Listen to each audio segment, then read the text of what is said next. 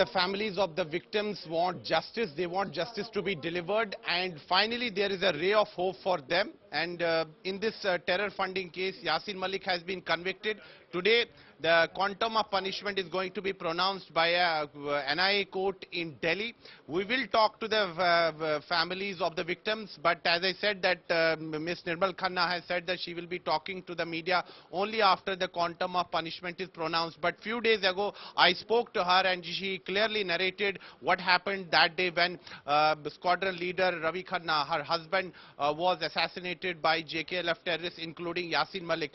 She has been fighting a long legal battle, so have been the other families of the victims, but there was no justice that was delivered. In fact, Nirmal Khanna ji has been telling me that when Yasin Malik was, greeted by the then Prime Minister, Dr. Manmohan Singh, he was seen, laughing with him, shaking hands with him.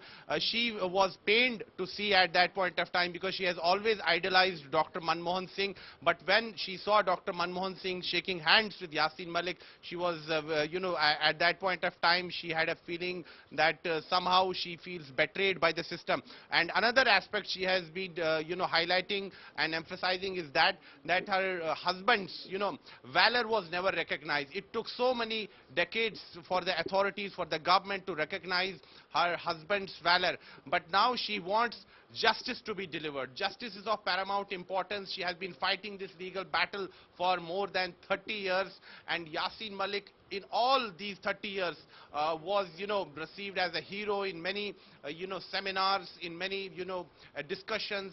Red carpet was rolled out for him by the civil society of the country. She says that she feels betrayed. What happened in all these 30 years, that there was nobody from the civil society who could come and meet her and, listen to her, what happened with her and about her struggles and the pain she went through. And she clearly said that the system betrayed her, civil society of the nation betrayed her, and now finally her hope was, she was pinning her hopes on the judiciary. Although it has been, a delayed justice, but nevertheless justice is going to be delivered. But as I said, this pertains to a terror funding All right, case. I just want to take a moment and go to Ashraf Wani as well, who's joining us from Srinagar.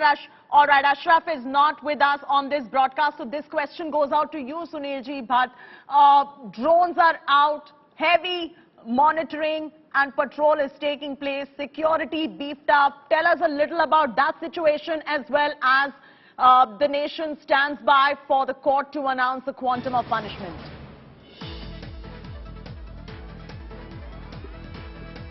Well, Cheti, as far as the security situation in Srinagar is concerned, as I said, that security has been beefed up in many areas of Srinagar, particularly the Maisuma locality where Yasin Malik's residence is.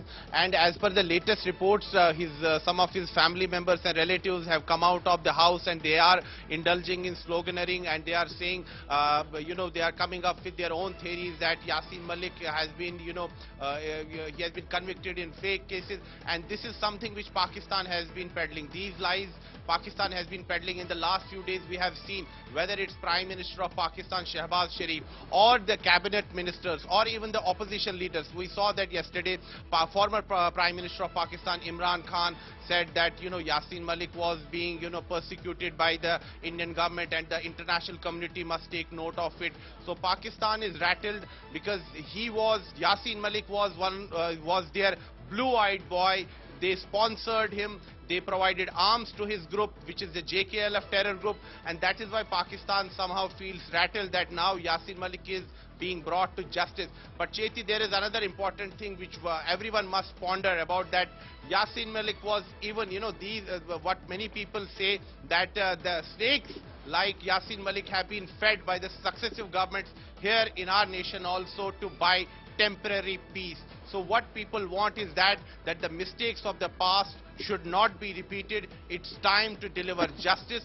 This man, Yasin Malik, should have gone to gallows long back, but it was the system. And he should have gone to gallows long time back, and you rightly mentioned that, Sunilji Bhatt, because the crimes committed by him were against humanity mainly.